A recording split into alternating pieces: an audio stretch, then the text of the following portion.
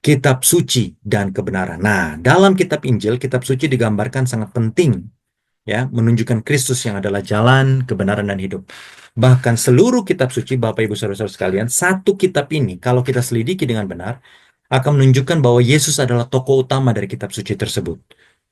Ya, dari Kejadian pasal 1, kitab Taurat, sampai kitab Wahyu, ya, penutup daripada Alkitab itu, semuanya itu tentang siapa? Tentang Yesus. Asal kita mau menyelidikinya. Nah, masalahnya Yohanes 5 ayat 39 sampai 40, ya, di situ dikatakan bahwa kitab suci bersaksi tentang Yesus, tapi banyak orang yang tidak mau menyelidikinya. Nah, ini menjadi permasalahan, ya. Makanya tidak heran, ya, contohnya seperti apologis Islam, ya, Zakir Naik, hafal Alkitab, ya. Berapa kali saya lihat debatnya dengan banyak orang, dia hafal Alkitab, tapi dia membaca Alkitab itu bukan untuk mencari kebenaran, tapi hanya untuk mengutip ayat-ayat saja untuk menjatuhkan kekristenan. Ya, nah itulah. Makanya pada saat kita membaca kitab suci, Bapak Ibu Saudara-saudara sekalian, kita harus apa? Dipenuhi dengan kerendahan hati. Kita harus mau mencari kebenaran, bukan untuk mencari kesalahan. Nah, ini sangat berbeda. Kalau kita mencari kesalahan, kita akan kutip cuma satu ayat dari sini, satu ayat dari sana. Tapi kalau kita mencari kebenaran, kita akan selidiki. Ya, kalau ada yang tidak jelas, kita akan selidiki. Baca satu perikop, kemudian baca satu pasal, kemudian baca satu kitab, dan kita akan dapatkan kebenaran itu. Ya, tapi masalahnya banyak orang tidak mau menyelidikinya. Makanya banyak orang Yahudi yang menolak Kristus pada saat dia datang di dunia ini. Ya, Yohanes 5 ayat 39 dan 40. Mungkin saya bacakan, ya. Yohanes 5 ayat 39 dan 40 dikatakan, kamu menyelidiki kitab-kitab suci sebab kamu menyangka bahwa olehnya kamu mempunyai hidup yang kekal.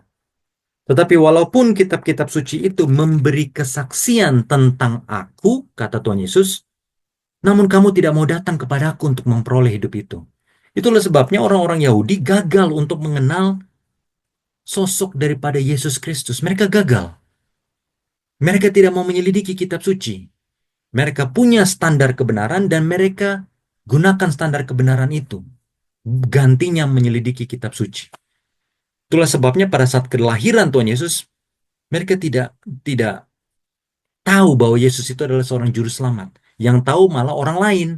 Makanya orang Majus itu datang untuk menghampiri sang raja dalam bentuk bayi, dan kemudian mereka bahkan menyembah dia. Kalau kita baca dalam Alkitab, Yesus pada saat masih bayi saja sudah disembah dan diberikan persembahan yang mahal-mahal oleh orang Majus, orang di luar Israel. Sedangkan orang Israel sendiri tidak melihat perang itu.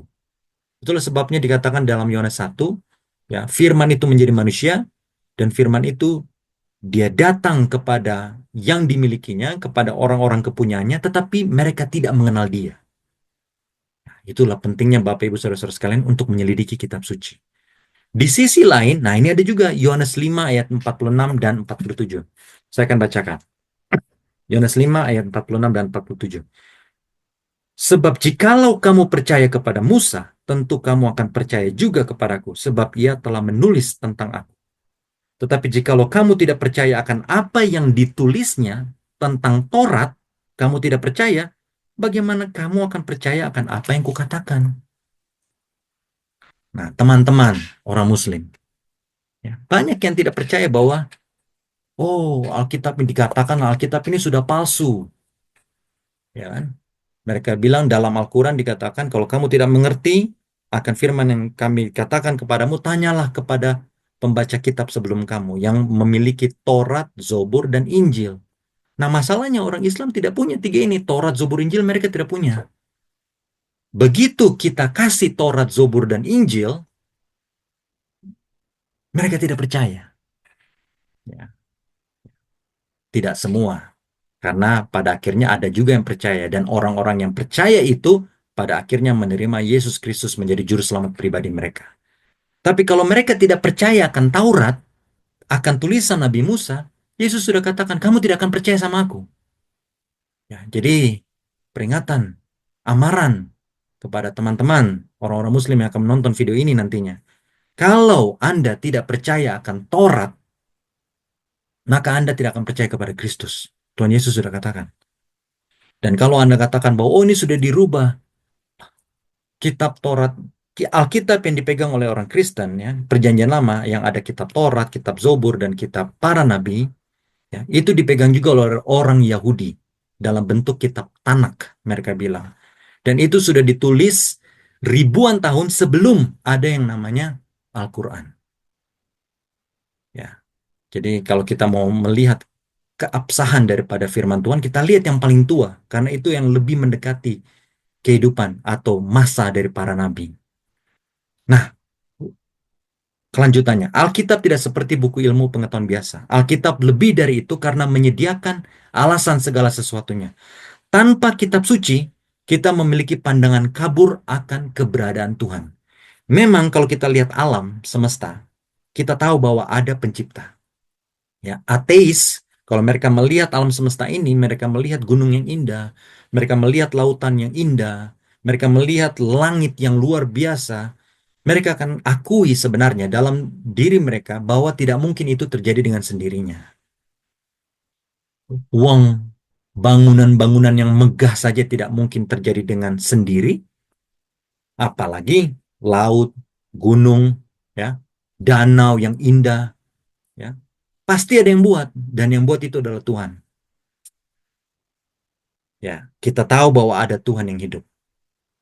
Dan sebagai tambahan, dengan kitab suci, bukan sekedar kita tahu ada Tuhan, tapi kita tahu Tuhan itu seperti apa, karakternya seperti apa. Keberadaan Tuhan, perannya di alam semesta ini, asal-usul kita, kita bukan dari monyet. Ya, kalau kita tidak baca Alkitab, kita akan berpikir kita ini dari monyet. Itulah paham Darwinisme, ya kan? Evolution.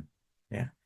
Kita akan tahu arti hidup ini bukan hanya sekedar hidup, makan, hidup, ya, lalu kemudian kerja, makin tua, mati, and that's it. Tidak ada ujungnya. Apakah hanya sampai di situ saja? Tidak.